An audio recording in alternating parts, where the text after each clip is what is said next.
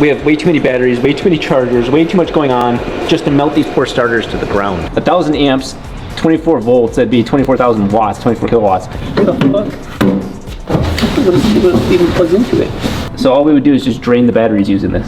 It's an opposite. This thing is the opposite of what we wanted to do. And hopefully roar to life. Cold.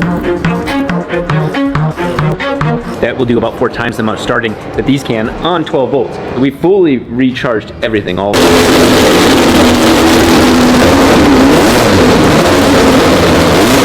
Holy shit! Yes! Holy shit! It idled in everything! Idled in everything.